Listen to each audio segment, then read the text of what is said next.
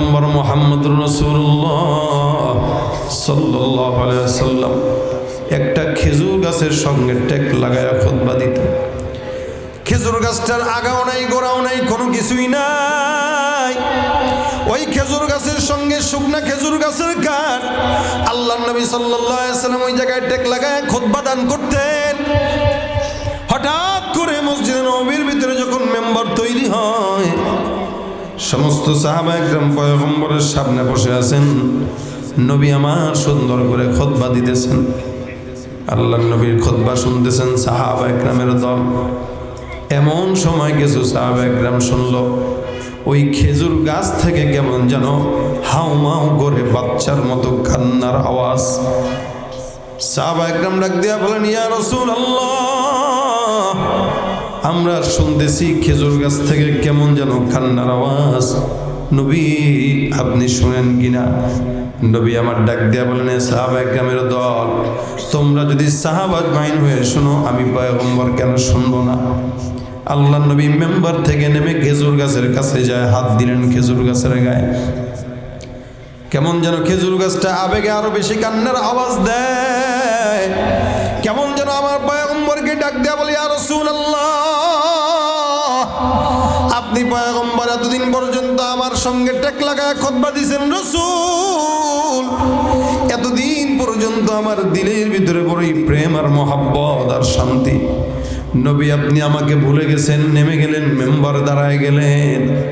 ইয়া রাসূলুল্লাহ, আমি খেজুর গাছটা আপনার সোহবত থেকে দূরে থাকার কারণে পয়গম্বর আমি খেজুর গাছ সহ্য করতে পারি নাই, আমি যার কারণে কান্নার আওয়াজ করা শুরু করে দিয়েছি। নবী আমার নবী এবার সাহাবায়ে কেরামদেরকে ডাক দিয়া ঠাক্কি রেখা ডাক দিয়া বলতেছেন, সাহাবায়ে কেরামের দল, একটা খেজুর গাছ যদি আমি রাসূলকে এত মহব্বত করে, তোমরা সাক্ষী থাকো এই খেজুর গাছটাকে আমি নবী রাসূল আমার সঙ্গে আল্লাহর জান্নাতে নিয়ে যাব।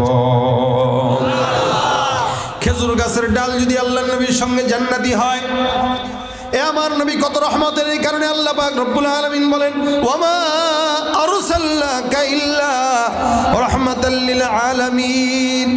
শুধুমাত্র মুসলমানদের জন্যই রহমত নয়, ইহুদিদের জন্য, খ্রিস্টানদের জন্য, নাসারাদের জন্য, বিধর্মীদের জন্য, প্রত্যেকটা জাতি আর প্রত্যেকটা মানুষের জন্য আমার নবী রহমত। এ মুসলমান, আসমানের মালিক যদি হয় আল্লাহ, ওই আসমানের নবী হলেন মুহাম্মদুর রাসূলুল্লাহ। জমিনের মালিক যদি হয় আল্লাহ, মুহাম্মদুর রাসূলুল্লাহ। সূর্যের নবী হয় যদি আল্লাহ, সূর্যের মালিক যদি হয় আল্লাহ, সূর্যের নবী মুহাম্মদুর রাসূলুল্লাহ। অর্থাৎ আপনার আমার নজর যত জায়গায় যায়, তত জায়গার মালিককে জবানটা খুলে বলেন, তত জায়গার মালিক যদি হয় আল্লাহ, ওই তত জায়গার নবীও হলেন মুহাম্মদুর রাসূলুল্লাহ। জিয়ারত মদিনা কি दिल में है तमन्ना, नहीं है मेरे पास सफ़र का समाना।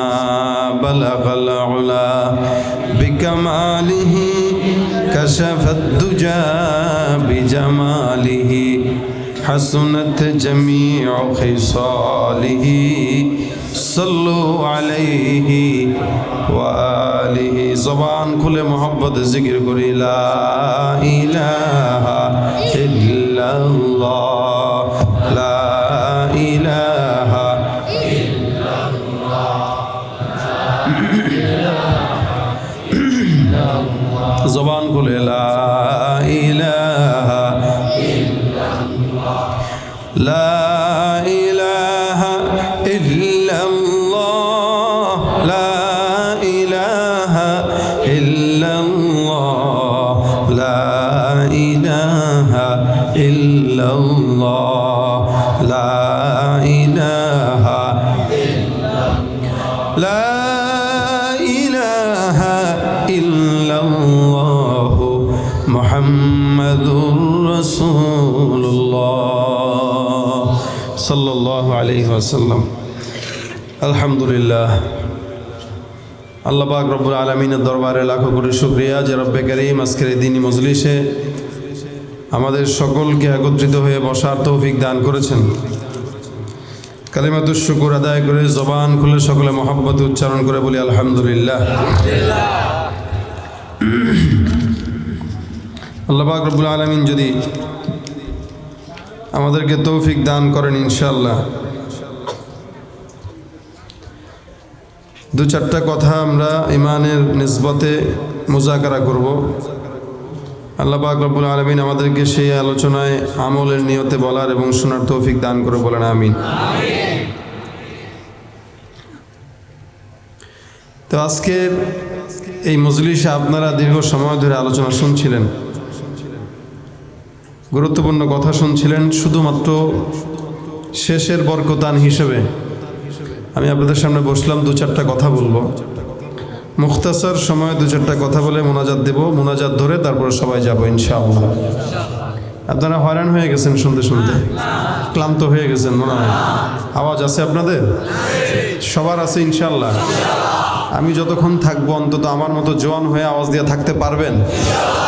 আওয়াজ জোরে, জবান খুলে নারায়ে তাকবীর, আরো জোরে নারায়ে তাকবীর।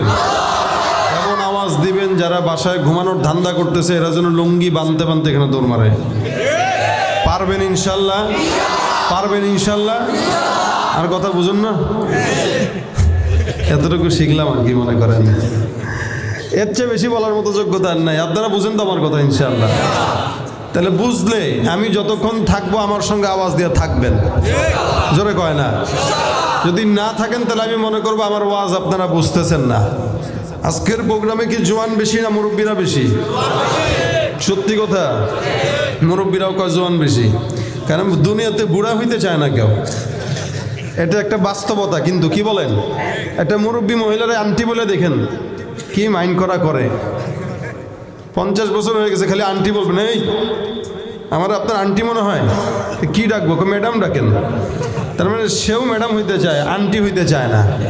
ম্যাডাম হইতে চায় বলেই 50-55 বছরের মুরব্বীরা আজকাল এমন সাজুগুজু দিয়ে মার্কেটে যায়, অবস্থা দেখলে মনে হয় ওনার আরেকটা বিয়ে দেওয়া যাবে এই কোয়ালিটি।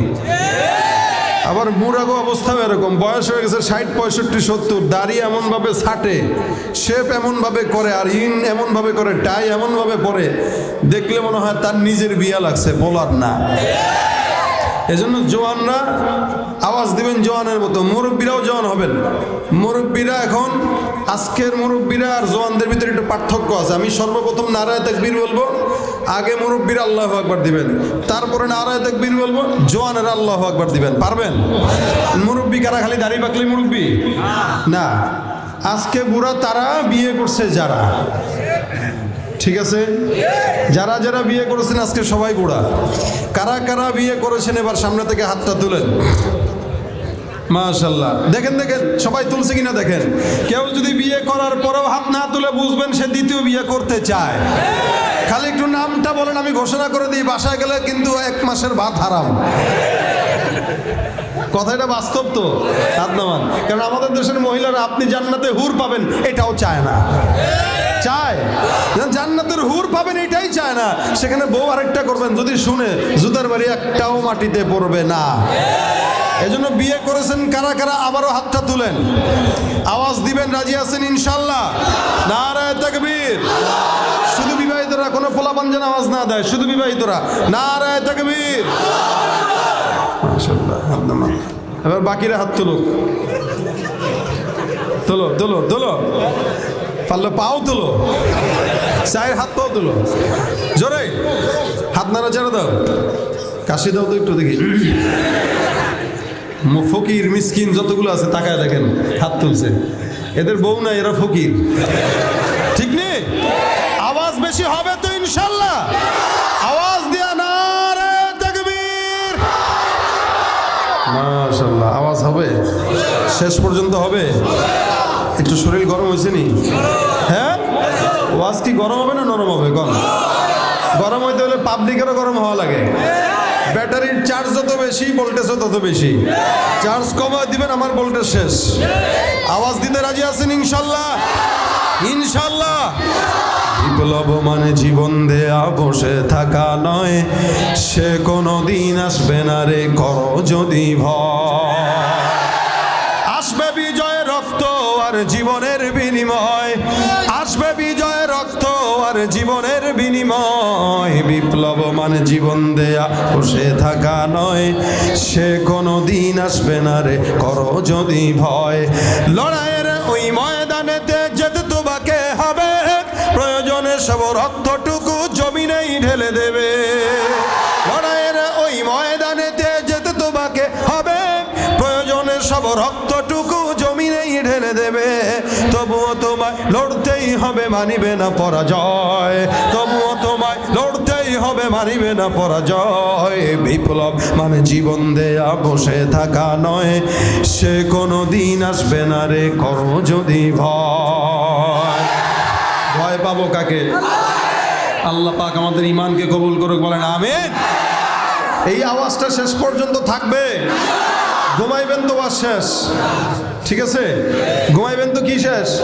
ওয়াজ সজাগ থাকবেন কিনা মাঝে মাঝে আমি একটু তেল দিয়ে দেখব। কি বলেন? এই তেলটা হইল গজল। কি বলেন, ঠিক না? এতক্ষণ আপনারা ওয়াজ শুনছেন, বিরিয়ানি খাইছেন, ভালো কথা, দামি দামি বিরিয়ানি কাচ্চি খাইছেন, কিন্তু সালাদ সারা খাইছেন। আমি আপনাদেরকে বিরিয়ানিও খাবো, মাঝখানে একটু সালাদও দিয়ে দেব, ঠিক আছে? বাস, আলহামদুলিল্লাহ। দেখেন, মুসলমানের সবচেয়ে বড় অস্ত্র হলো ইমানের অস্ত্র। সিলেটের জমিনের শাহজালাল রহমতুল্লাহ আলাইহি জায়নামাজ বিছায় সুরমা নদী পাড়ি দিয়ে সিলেটে আসছেন ইয়ামান থেকে। কোত্থেকে? কোনো নৌকা লাগে নাই, কোনো বিমান লাগে নাই, জায়নামাজ বিছাইছেন, আল্লাহ পাক নিয়ে আসছেন। আল্লাহ পাক কি পারেন কি পারেন না জায়নামাজে? কেউ যদি আমরা মানি না, তোর মানার দরকার নাই। তুই মানলেও কি না মানলেও কি, শয়তানও অনেক জানতো, না মানার কারণে শয়তান হয়েছে। তুইও আল্লাহওয়ালাদের কারামতি না মানার কারণে শয়তানি রয়েছিস, ভালো হইতে পারোস নাই। শাহজালাল ইয়ামান যখন সিলেটের জমিনে আসছেন, নারায়ে তাকবীর দিয়েছেন আর আল্লাহু আকবারের ধ্বনি দিয়েছেন, আর কিচ্ছু ছিল না। কোনো তরবারি নাই, বোম নাই, রকেট নাই, বিমান নাই। গৌর গোবিন্দের প্রাসাদটাকে কেবলমাত্র আল্লাহু আকবার ধ্বনির বিনিময়ে গৌর গোবিন্দর প্রাসাদকে ধূলিসাৎ করে দিয়েছে। এটাই হলো মুসলমানদের সবচেয়ে বড় অস্ত্র, ঠিক কিনা ধরে কর? কোনো কামান লাগে, বিমান লাগে, কোনো কিচ্ছু লাগে না। ইমানের অস্ত্র লাগবে, সেটা কি? আল্লাহু আকবার। জোরে বলেন, আরো জোরে বলেন। আজকে আপনাদের পার্শ্ববর্তী চট্টগ্রামে যদি কোনো নাস্তিক বলে আজানের ধ্বনি আল্লাহু আকবার আমার কাছে মজা লাগে না, এরা আবু জাহেলের চামচা। মজা লাগবে কেমনে? কারণ বর্তমান সময়ে সবগুলা বাচ্চা কাচ্চা জন্মগ্রহণ দিচ্ছে, যেগুলা অধিকাংশই দেখবেন কানে আজান দেয় না। কারণ হাসপাতালের বেডে হচ্ছে, সিজারে হচ্ছে, ওই সিজার হওয়ার পরে এটারে নিয়ে গেছে স্ক্যাবতে অথবা অন্য কোনো জায়গায় অসুস্থ, আজান দেওয়ার কথাও ভুলে গেছেন। যেই ছেলে আজান শুনে না, কামাত শুনে না, ওর কাছে আজানের শব্দ তো বিরক্ত লাগবেই। কারণ জন্মের পরে আজান শুনে নাই, ওর কাছে যে বড় হওয়ার পরে আজান কেমনে মজা লাগবে? এই সন্তানকে মা নিয়ে আসছে ঘরে, আইনে আবার স্টার জলসা আর জি বাংলা দেখতেছে। শুরুর শব্দ তো সে শুনতেছে ভিন্ন শব্দ, বড় হওয়ার পরে ওই ভিন্ন শব্দের পাগল হয়। আল্লাহ শব্দের নামে যদি শুনে তাহলে চুলকানি হয়। এজন্যই তো এদের মন মগজ এই হালত, যার কারণেই তো আল্লাহর দেয়া সৃষ্টি জীব মানুষ হওয়ার পরও মানুষ ভাল লাগে না, বান্দরের সন্তান হইতে চায়। মানুষ আল্লাহ তারা বানাইছে, এটা তার ভালো লাগে না, সে কয় না আমগো আদি যুগের সবগুলা বান্দর ছিল, বান্দর থেকে আল্লাহ মানুষ বানাইছে। তোর বাপ বান্দর ছিল, তোর দাদাই বান্দর ছিল। তোরা বান্দরের সন্তান দেখে বান্দরের সন্তান দাবি করছ, আমরা আদমের সন্তান। যার কারণে আমরা বিশ্বাস করি আল্লাহ পাক আমাদেরকে দুনিয়াতে সবচাইতে দামি বানিয়েছেন। দেখেন, এই জন্য এই অস্ত্রটা যতদিন রাখবেন ইনশাআল্লাহ আল্লাহ পাক কোনোদিন মুসলমানকে পরাজিত করবে না, কোনোদিন করবে না ইনশাআল্লাহ। পাশাপাশি আমরা রাসূল করিম সাল্লাল্লাহু আলাইহি সাল্লামের একজন গর্বিত উম্মত, এটা তো আমাদের অন্যতম বড় পরিচয়।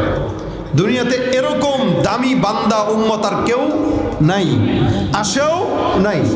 সবচেয়ে দামি উম্মত আমরা। আমাদের নবীর দাম আল্লাহ পাক এত বেশি দিয়েছেন। আল্লাহ পাক রব্বুল আলামিন আমাদের নবীকে দাম বানানোর কারণে কোরআনের ভিতরে আল্লাহর নবীকে আল্লাহ পাক কখনো নাম ধরেই ডাকেন নাই।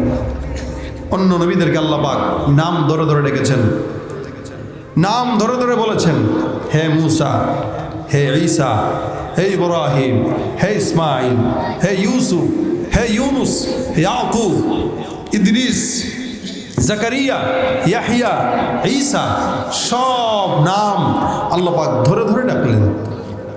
কিন্তু আপনার আমার নবীকে আল্লাহ পাক রব্বুল আলামিন কোরআনে যখনই নামটা নিয়েছেন খুব আজমতের সঙ্গে, সম্মানের সঙ্গে নিয়েছেন। স্বয়ং আল্লাহ পাক নিজে রসুলকে কোরআনের ফাতিহা থেকে নিয়ে নাস পর্যন্ত কোনো জায়গায় শুধু মুহাম্মদ বলে উল্লেখ করেন নাই। সুবহানাল্লাহ, শুধু নাম ধরে উল্লেখ করেন নাই। যেখানেই মুহাম্মদ বলেছেন ওই জায়গাতে আল্লাহ পাক রাসূলুল্লাহ শব্দ লাগায় দিয়েছেন। সুবহানাল্লাহ। এবং বান্দাদেরকেও বলে দিয়েছেন, খবরদার, ইয়া আইয়ুহাল্লাযীনা আমানু লা তারফাউ আসওয়াতাকুম ফাওকা সাওতিন নবী, খবরদার তোমরা কখনোই রাসূলের সামনে গলার আওয়াজকে উঁচু করে কথা বলো না। সমস্ত জাতিকে আল্লাহ পাক রব্বুল আলামিন জানায় দেন, হে দুনিয়ার বান্দা, আমার পয়গম্বরের সামনে যখন বসবা জবানটা বন্ধ করে থাকবা, চুপচাপ থাকবা, কথা বলবা কম, যদিও কথা বলো আওয়াজটা থাকবে উঁচু না নিচু, নিচু। এবং এমন কোনো প্রশ্ন করবা না যেই প্রশ্ন তোমার কাছে খারাপ লাগে, তোমাকে করলেও খারাপ লাগে। আল্লাহ পাক রব্বুল আলামিন নবীকে এমন সম্মান দান করলেন, যার কারণে রব্বি কারীম ডাক দিয়া বলেন, খবরদার আমি যাকে সম্মান দিলাম তোমরাও সেই নবীকে সম্মান দাও। কোরআনের কোন জায়গায় আমি রব্বি কারীম এই নবীকে নাম ধরে ডাকি নাই। তোমরাও কাদুআই বা'দিকুম বা'দা, একজন আরেকজনকে যেমনে তোমরা নাম ধরে ডাকো, খবরদার মুহাম্মদুর রাসূলুল্লাহ সাল্লাল্লাহু আলাইহি ওয়াসাল্লামকে একে অপরের মতো নাম ধরে কখনোই তোমরা ডেকো না। নাম ধরে ডাকলে তোমাদের জন্যই সমস্যা। এই জন্য আল্লাহ পাক রব্বুল আলামিন পয়গম্বরকে নামের পাশাপাশি শিক্ষা দিলেন, হে মুমিন বান্দা, নাম ধরে ডাকলে আমার নবীর সঙ্গে বেয়াদবি হয়। আমি রব্বে কারীম যেহেতু নাম ধরে ডাকি নাই, বেয়াদবি করি নাই, তোমরাও বেয়াদবি করো না। যার কারণে আল্লাহ পাক রব্বুল আলামিন নবী করিম সাল্লাল্লাহু আলাইহি ওয়াসাল্লামকে কোরআনের মধ্যে ডাক দিলেন। আল্লাহ নবীকে আল্লাহ পাক কখনো কখনো বলেন হামিম, কখনো কখনো বলেন ইয়া আইয়ুহাল মুজাম্মিল। নবী আমার রাত্রেবেলা গভীর রাত্রে ঘুমায়, চাদর মুড়ি দিয়া, শীতের রাত। আল্লাহ পাক রব্বুল আলামিনের দেখার পর পছন্দ হইল, মালিক ডাক দিয়া বলতেছেন, ইয়া আইয়ুহাল মুজাম্মিল, হে পয়গম্বর চাদরওয়ালা। আল্লাহ পাক রব্বুল আলামিন নাম ধরে ডাকেন নাই, চাদরওয়ালা বলে ডাকছেন। কখনো আমরা আরেকজনকে ডাক দেই চশমাওয়ালা অথবা চাদরওয়ালা অথবা টুপিওয়ালা, এই জুব্বাওয়ালা, এই বোরকাওয়ালা, কি বলেন, হয় না? আল্লাহ পাক নবী রাসূলকে ডাক দেয়া বলতেছেন, ইয়া আইয়ুহাল মুজাম্মিল, এ চাদরাবৃত ব্যক্তি, ইয়া আইয়ুহাল মুদ্দাসসির। কখনো কখনো বলেন তাহা মা আনজালনা আলাইকাল কুরআনা লিতাশকা। আল্লাহ পাক রব্বুল আলামিন বলেন, আমি মুহাম্মদুর রাসূলুল্লাহ সাল্লাল্লাহু আলাইহি ওয়াসাল্লামকে নাম ধরে ডাকি নাই। কোরআনের কোন জায়গায় যদি নাম ধরে ডাকা লাগে, ওই জায়গার নামের পাশাপাশি আমি রব্বে কারীম সুন্দর করে লকব লাগাইলাম। এই কারণে আল্লাহ পাক রব্বুল আলামিন বলেন, মুহাম্মাদুর রাসূলুল্লাহ ওয়াল্লাযীনা মাআহু আশিদ্দাউ আলাল কুফফার। এখানে আল্লাহ পাক মুহাম্মাদের পাশাপাশি রাসূলুল্লাহ লাগায় দেন। অন্য আয়াতে আল্লাহ পাক বলেন, ওমা মুহাম্মাদুন ইল্লা রাসূল। মুহাম্মদ তো মুহাম্মদ নয়, তবে মুহাম্মদের পরিচয় হলো মুহাম্মদ রাসূল। আল্লাহ পাক রব্বুল আলামিন বলেন, মুহাম্মদকে আমি আল্লাহ পাক চাইলে নাম ধরে ডাকতাম, কিন্তু এটা তার সম্মান। এক এক নবীকে আল্লাহ পাক এক একটা লকব লাগায় দিলেন। যেমন নাকি ইব্রাহিম পয়গম্বরকে রব্বে কারীম বলেন ইব্রাহিম খলিলুল্লাহ। মুসাকে আল্লাহ পাক বলেন ওয়াকাল্লামাল্লাহু মুসা তাকলিমা, মুসা কালিমুল্লাহ। ঈসা পয়গম্বরের ব্যাপারে বলেন রূহুল্লাহ। মুহাম্মাদের ব্যাপারে ডাক দেয়া বলেন হাবিবুল্লাহ, রাসূলুল্লাহ। আল্লাহ পাক রব্বুল আলামিন অন্য আয়াতের ভিতরে বলেন মা কানা মুহাম্মাদুন আবা আহাদিম মির রিজালিকুম ওয়ালাকিন রাসূলুল্লাহি ওয়া খাতামান নাবিয়্যিন। এখানে আল্লাহ পাক পয়গম্বরের দুইটা পরিচয় দিলেন। এক নম্বর পরিচয় শুনেন, রব্বে করিম ডাক দিয়া বলেন, হে দুনিয়ার বান্দা মুহাম্মদুর রাসূলুল্লাহ সাল্লাল্লাহু আলাইহি সাল্লামকে আমি সর্বপ্রথম পরিচয় তোমাদেরকে বলে দিলাম, মুহাম্মদ তোমাদের কোনো পুরুষের পিতা নয়। মুহাম্মদকে পুরুষের পিতা বানাইলে মুহাম্মদের ইন্তেকালের পরে মুহাম্মদের সন্তানটাকেও নবী বানানো লাগতো। কারণ অনেক নবীরা আছে যাদের বাবাও নবী, ছেলেরাও নবী। রাসূল করিম সাল্লাল্লাহু আলাইহি ওয়াসাল্লাম যদি ওনার সন্তান যদি বেঁচে থাকতো, আল্লাহ পাক রব্বুল আলামিন রাসূলের সম্মান বজায় রাখার জন্য নবীর ছেলেকে নবী বানানো লাগতো। যার কারণে আল্লাহ পাক রব্বুল আলামিন নবীর ছেলেদেরকে অল্প বয়সেই নিয়ে গেছেন। আবার নবীর সন্তান যদি থাকতো তাহলে সম্পদ তাদের জন্য লেখেও যাওয়া লাগতো। এ মুসলমান খুব বুঝবেন, আল্লাহ পাক রব্বুল আলামিন নবীকে ছেলের বাবা বানান নাই। এই জন্য আল্লাহ বলেন তোমাদের কোনো পুরুষের পিতা নয়।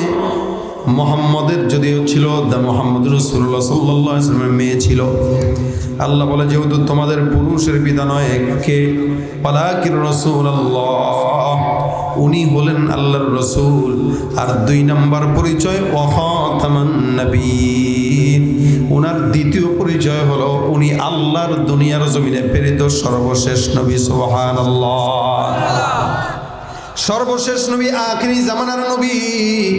আল্লাহ পাক রব্বুল আলামিন পয়গম্বরকে সর্বশেষ নবী বানাইলেন। দুনিয়ার জমিনে এই নবীর পরে আর কোন নবী আসার সম্ভাবনা নাই।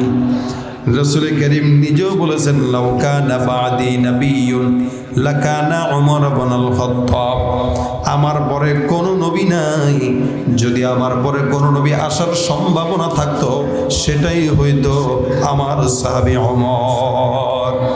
বর্তমান জামানায় অনেক দূরে দূরে ইহুদি নাসারাদের কিছু দালালরা আছে, কাদিয়ানির বাচ্চারা। এরা নিজেরা নিজেদেরকে নবী বলে স্বীকার করে, মুসলমানদেরকে, সরল মনা মুসলমানদেরকে টাকা দিয়ে কিনে নিয়ে কাদিয়ানিদেরকে দলের ভিতরে যুক্ত করে মুসলমানদেরকে কাফের বানানোর চক্রান্ত করতেছে। ঠিক কি না জোরে কয়?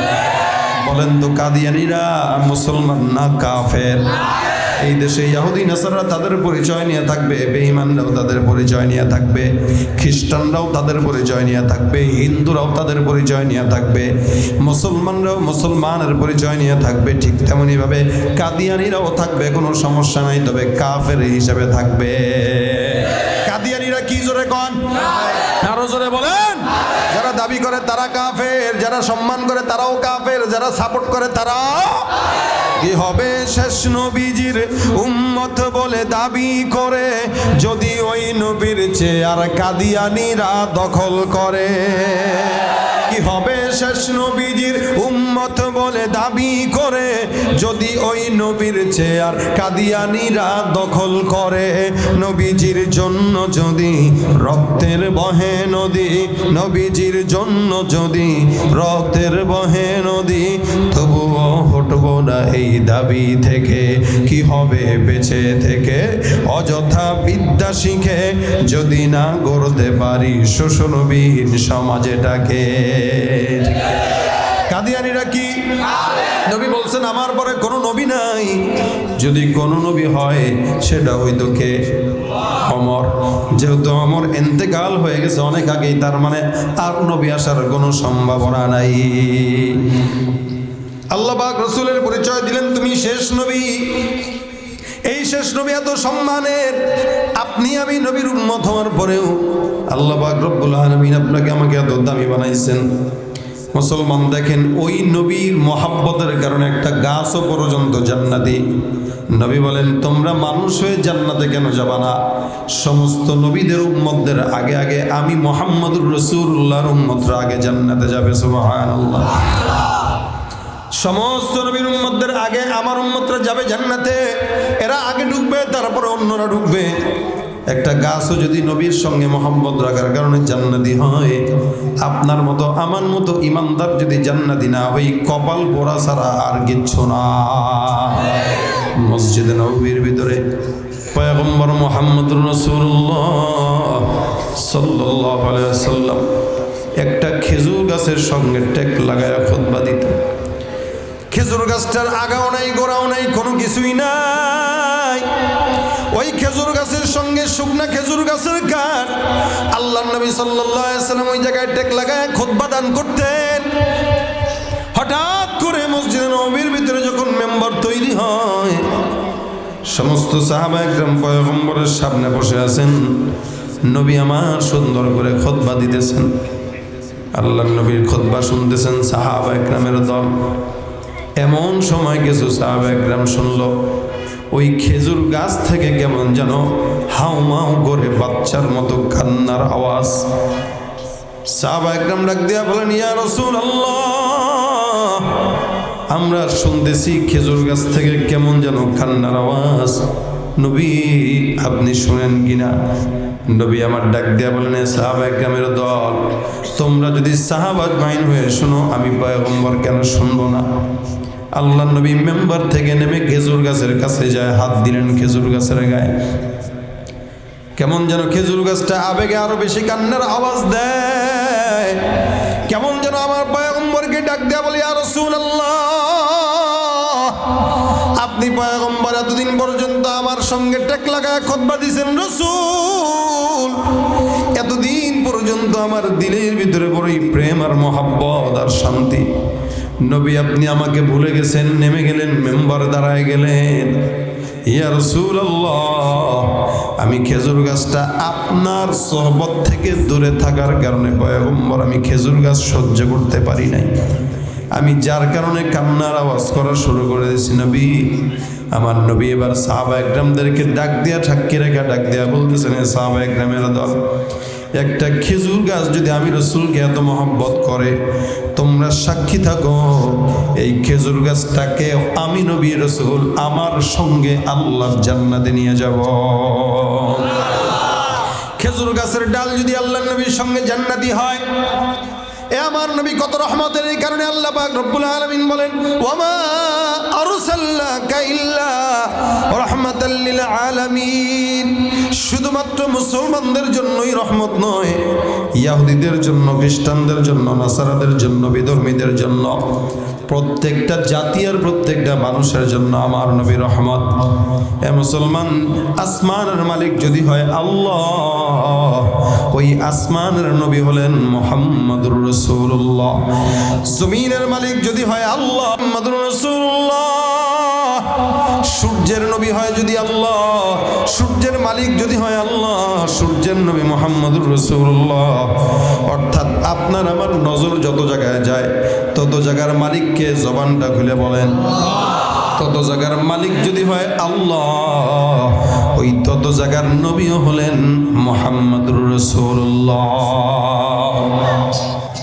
जहाँ तक है रुबूबियत खुदा की, जहाँ तक है रुबूबियत खुदा की, वहाँ तक है रिसालत मुस्तफा की। যেদিকেই নজর যায় আল্লাহ পাক রব্বুল আলামিনের গোলামি যত জায়গায় আছে, ঠিক তত জায়গায় পয়গম্বর মুহাম্মদুর রাসূলুল্লাহর নবুয়তিও আছে। আপনার আমার নবীকে আপনি আমি যদি চিনতাম, দুনিয়ার মানুষ কোনোদিন আপনার নবীর আখলাক বাদ দিয়া নেতার আখলাক কোনোদিন মানতে পারতাম না। সমাজের যুবকদের চেহারার দিকে তাকান, চুলের দিকে তাকান, ওর চুল দেখলে মনে হয় ইহুদি নাসারার গোলাম, ঠিক কি না জোরে কন? ওর চুলের ডিজাইন রাখছে মেসির মতো, নেইমারের মতো। চেহারা দেখলেই বোঝা যায় ইহুদির গোলাম, নাসারার গোলাম, খ্রিস্টানের গোলাম, বিধর্মীর গোলাম। অথচ মুসলমানের সন্তান যদি কেউ হয়, তার কেমন রাখা উচিত চুল? একজন ইহুদির সাপোর্টার ইহুদির মতোই চুল রাখে, নাসারাকে যে ফলো করে সে নাসারার মতোই চুল রাখে। কিন্তু মদিনাওয়ালা নবীর উম্মত যদি কেউ হয়, মদিনাওয়ালা নবীর মতো সে চুল রাখে, ঠিক কিনা জোরে কয়? যুবকদের চেহারার দিকে, পায়জামার দিকে তাকাইলে বোঝার উপায় নাই এটা মুসলমান না বেঈমান, কিন্তু দাবি করে মুসলমান, আসলে মুসলমান না। আল্লাহ পাক রব্বুল আলামিন বলেন, মিনান নাসি মান ইয়াকুলু আমান্না বিল্লাহি ওয়া বিল ইয়াউমিল আখিরি ওয়া মা হুম বিমুমিনিন। এদের ব্যাপারে আল্লাহ পাক রব্বুল আলামিন বলেন, এরা মুমিন নিজেকে দাবি করে, ইমানদার দাবি করে, কিন্তু এরা মুমিন না। মুসলমান দাবি করেনওয়ালা লোকের অভাব আছে নাকি বলেন তো? রাস্তাঘাটে তাকাবেন, যেখানেই যাবেন মুসলমান মুসলমান মুসলমান মুসলমান, কিন্তু যত আকাম কুকাম আছে করে এই মুসলমানের জাতি, ঠিক কিনা? তুমি রমজান এলে রাখো না রোজা, দিনকে করো আঘাত, পয়সা করির নেই তো অভাব, দাও না তো যাকাত। তুমি ইমানদারির বড়াই করো, নেই তোমার ইমান, ইমানদারির বড়াই করো, নেই তোমার ইমান। তুমি কেমন মুসলমান, তুমি কেমন মুসলমান, ঠিক না? বলেন কেমন মুসলমান? নামাজের সাথে নাই পরিচয়, মানো না কোরআন, নামাজের সাথে নাই পরিচয়, মানো না কোরআন। তুমি কেমন মুসলমান? নবীর উম্মত দাবি করো, সুন্নাহ মানো না, নবীর অপমানে তোমার হৃদয় কাঁদে না, ঠিক কিনা বলেন তো? চুল রাখছে বিদুর্মীদের মতো, কইলে কমিয়া সমস্যা কি? এই বয়সে তো রাখি, এ বয়সে তো রাখি। এদিক দিয়ে ছোট, এদিক দিয়ে চুল নাই বললেই চলে, টাক্কু, টাক্কু বুঝেন তো? হ্যাঁ, এদিক দিয়ে টাক্কু, এদিক দিয়ে রাখছে চুল চোখা মুন্সি। স্মৃতিসৌধ দেখছেন নি কোনোদিন? স্মৃতিসৌধর আগা যেমন চোখা, ওর চুলের আগাও চোখা। প্যান্টের ভিতরে 14 জায়গায় জোড়াতালি দিছে, সিরা কেন? Air condition. এখানে সিরা, ওখানে সিরা, পিছনে সিরা, সামনে সিরা। নবীর উম্মত দাবি করে, মাগার ওই ইহুদি নাসারাদের পোশাক ছাড়তে পারে না। তুমি নবীর উম্মত দাবি করো, সুন্নাহ মানো না, নবীর অপমানে তোমার হৃদয় কাঁদে না। তুমি বিজাতীয় সংস্কৃতিতে সপেছ পরাণ, তুমি বিজাতীয় সংস্কৃতিতে সপেছ পরাণ। কেমন মুসলমান তুমি, কেমন মুসলমান? নামাজের সাথে নাই পরিচয়, মানো না কোরআন, নামাজের সাথে নাই পরিচয়, মানো না কোরআন। তুমি কেমন মুসলমান? তুমি সুদের টাকায় প্রাসাদ গড়ো, ঘুষ ছাড়ো না, দিন দুঃখী না খেয়ে মরে খবর রাখো না। তুমি ঘুষ খেয়েও অবিচার করো, সাজিয়া প্রধান, তুমি ঘুষ খেয়ে অবিচার করো, সাজিয়া প্রধান। কেমন মুসলমান তুমি, কেমন মুসলমান, কেমন মুসলমান তুমি? নামাজের সাথে নাই পরিচয়, মানো না কোরআন, নামাজের সাথে নাই পরিচয়, মানো না কোরআন। তুমি কেমন মুসলমান, ঠিক না? রাগ করছেন কেউ? একটু বিরুদ্ধে লেগে গেছে? লাগলেও মনে করবেন এটা হইল পাগলা মলম। কি মলম? পাগলা মলম। চিনেননি? নাম শুনছেন? শুনেন নাই আপনারা? ঢাকা শহরে একটা মলম বেছে, নাম হলো পাগলা। এটা ছোটবেলার থেকে দেখতেছি। ছোটবেলার নাম ছিল 5 টাকা, এখন হচ্ছে 20 টাকা। কয়েক খালি স্লোগান দিবে, খাউজাতে খাউজাতে খাউজাতে খাউজাতে, পরনের নতুন লুঙ্গি পর্যন্ত ছিঁড়ে ফেলা। এই খাউজানি রোগ যাদের আছে, খালি একটা মলম দিবেন, পাগলা, সেরে যাবে। এখানেও অনেক মানুষ আছে যাদের খাউজানি রোগ আছে। কি রোগ জানেন? নামাজের কথা শুনে তার খাউজানি ওঠে, নাই? পর্দার কথা বললে খাউজানি উঠে। এই খাউজানি যাদের উঠে তাদের জন্য এগুলো হলো পাগলা মলম, ঠিক কিনা বলেন? এই জন্য ভাইরা আমার, মুসলমান দাবি করার নাম না। আমিনান নাসি মান ইয়াকুলু আমান্না বিল্লাহি ওয়া বিল ইয়াউমিল আখির ওয়া মা হুম বিমুমিনিন। মুমিন দাবি করবে কিন্তু মুমিন বলা যাবে না। আল্লাহ পাক কোন আয়াতে বলেন, وَإِذَا لَقُوا الَّذِينَ آمَنُوا قَالُوا آمَنَّا وَإِذَا خَلَوْا إِلَى شَيَاطِينِهِمْ قَالُوا إِنَّا مَعَكُمْ إِنَّمَا نَحْنُ مُسْتَهْزِئُونَ। খুব বুঝবেন দুনিয়ার জমিনে আল্লাহ পাক রব্বুল আলামিন কিছু মানুষদেরকে বলে দেন, যেই সমস্ত বান্দারা কোন মুমিনদের সঙ্গে যখন মেলামেশা করে, মুমিনের সঙ্গে মিলামেশা করলে তখন বলে আমি তোমাদের দলেই আছি, আর যখন মুমিনদের সঙ্গে থেকে বেঈমানদের সঙ্গে তখন যায়, তখন বলে না না, আমরা আপনার সঙ্গে আছি। একদল আছে ইমানদারের সঙ্গে মিশলে ইমানদার হয়, বেঈমানের কাছে গেলে বেঈমান হয়ে যায়। মূলত এরা ইমানদার না, এরা হলো মুনাফিক, ঠিক কিনা? ভাইরা আমার নবীর উম্মত যদি দাবি করেন নবীর উম্মতের মতোই, চেহারার ভিতরে আমার নবীর সুন্নত রাখা লাগবে কি লাগবে না? খালি দাবি করলে কেউ মুমিন হয় না। যে ব্যক্তি ইমানদার দাবি করবে ওই বান্দার গায়ের উপরে নবীর সুন্নতের ঘ্রাণ পাওয়া যাওয়া লাগবে। আপনি ইমানদার দাবি করছেন, বুঝলাম ইমানদার, আপনি দাবি করে বেড়াবেন আমি মুসলমান ইমানদার, কই আপনার রসুলের সুন্নতের ঘ্রাণ কই? আম যখন পেকে যায় তখন ওইটার ঘ্রাণ আর কালার দেখলেই বোঝা যায় এটা কি পাকা। আবার যখন পচে তখন বোঝার উপায় আছে না? বোঝার উপায় কি? কালার যদি একটু ডিসকালার হয় আর গন্ধ যদি একটু কেমন কেমন করে তাহলে বুঝতে হবে এটা কি কাঁচা। বিক্রেতা যদি আপনার বলে ভাই এই আমটা ভালো, আপনি যদি বলদ হন তাহলে ভালো জিনিস খারাপ জিনিসটা ভালো মনে করেই নেবেন। আর চালাক যদি হন আপনিও বুঝবেন যে কিরে গন্ধ তো ভালো দেখা যায় না, তার মানে এটা পচা। খালি মুসলমান দাবি করলেই তো হবে না, আপনিও তো বুঝবেন যে দাবি করতেছে ওর গায়ের উপরে কি সুন্নতের ঘ্রাণ আছে কিনা। যদি ঘ্রাণ না থাকে বুঝতে হবে এটা পচা মুসলমান, খাঁটি মুসলমান না। একদিকে নিজেকে মুসলমান দাবি করে আরেকদিকে ঘুষ খায়, একদিকে নবীর উম্মত দাবি করে আরেকদিকে সুদ খায়, একদিকে নবীর উম্মত দাবি করে আরেকদিকে গাঞ্জা খায়, মদ খায়, ইয়াবা খায়, আছে না নাই? এদিকে একটু বেশি কক্সবাজার থেকে আসে, উখিয়ার থেকে আসে, বেশি আসে। এমন খাওয়া খায় শয়তানের ঘরে শয়তানে খাইয়া টাল হইয়া বউরে এবার বাসায় এসে কয় আম্মা দরজাটা একটু কয় কি কয় না?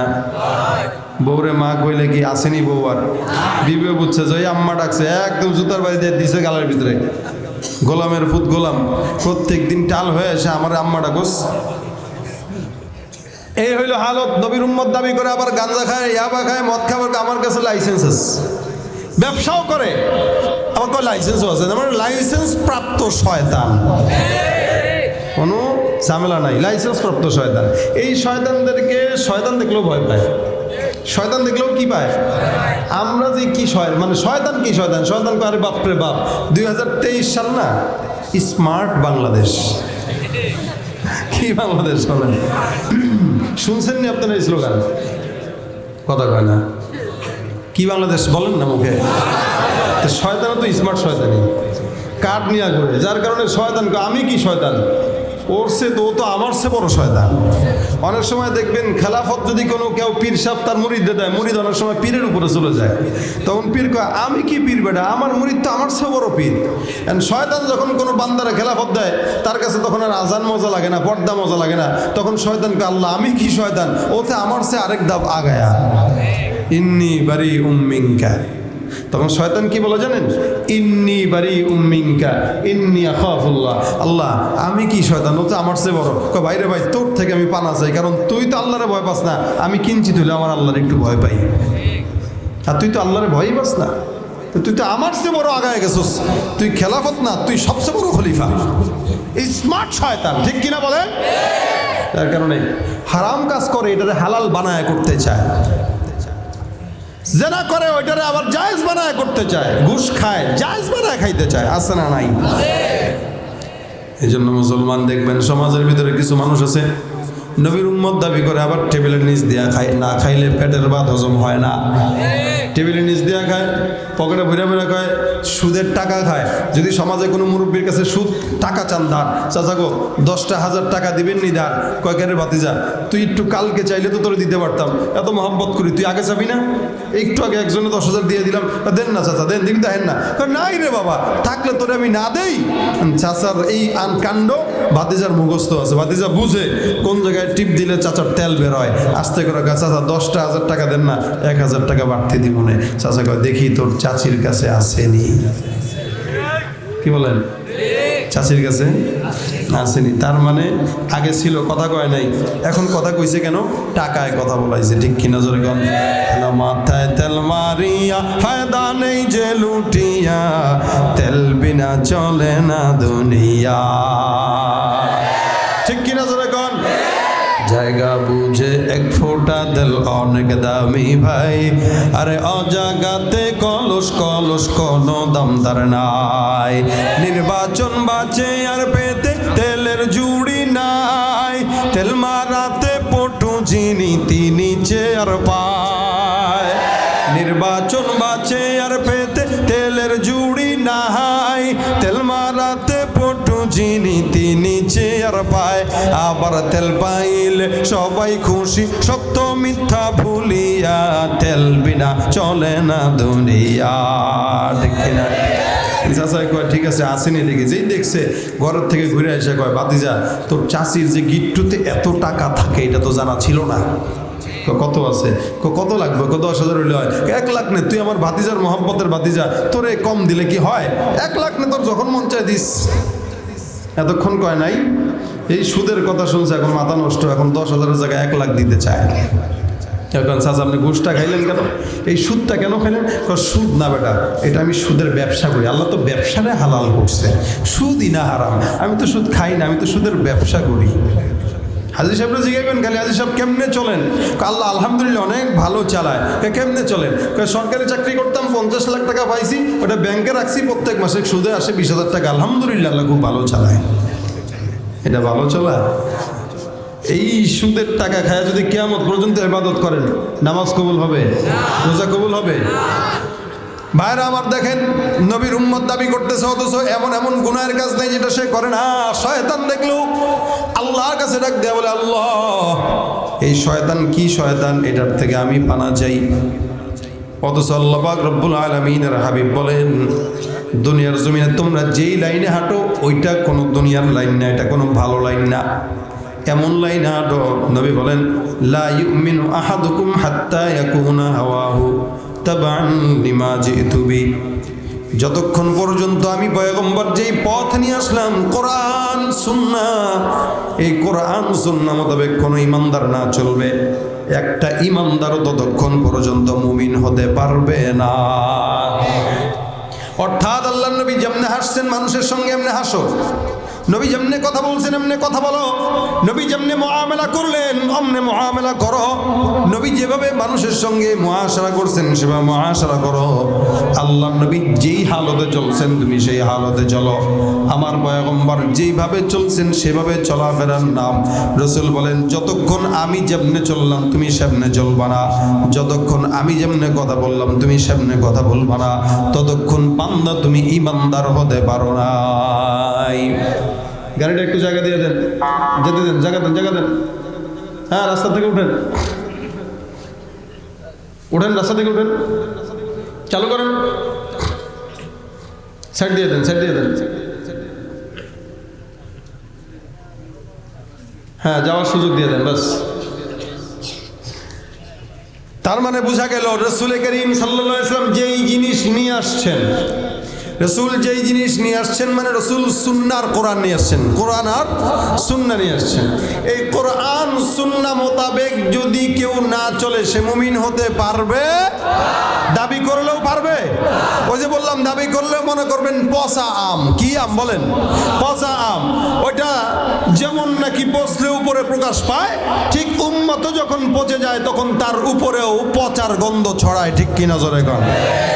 এই জন্য ভাইরা আমার, নবী আমার বলেন, মান আহাব্বা সুন্নতি, কোন বান্দা যখন আমার সুন্নতকে মহব্বত করে, ফাকাদ আহাব্বানি, ওই বান্দা আমি নবীকেই মহব্বত করে।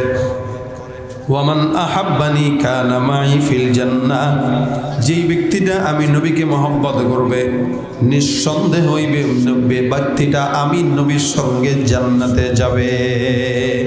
দেখেন স্পষ্ট রাসূল এখানে বলেন যে আমাকে মহব্বত করবে সে আমার সঙ্গে, বলেন না, জান্নাতে যাবে। আল মারউ মা'a মান আহাব্বা, যার সঙ্গে যার ভাব তার সঙ্গে তার কিয়ামত। এখন যেই সমস্ত যুবকেরা ইহুদি নাসারার মতো চুল রাখে, তার মানে ইহুদির মতো তার মহব্বত, ইহুদির প্রতি তার দিলেন মহব্বত। নবী বলতেছেন, মান আহাব্বানি কানা মাই ফিল জান্নাহ, যে আমাকে ভালোবাসলো সে আমার সঙ্গে জান্নাতি হইল। তাহলে আপনি চুল রাখছেন যেহেতু ইহুদির মতো, তার মানে আপনি ইহুদির ভালোবাসেন। এখন আপনি বলেন, আপনি কি নবীর সঙ্গে জান্নাতে যাইতে পারবেন? বলেন, পারবেন? তাহলে নবীর সঙ্গে জান্নাতে যাইতে যদি চান কিছু কাজ করা দরকার আছে কিনা?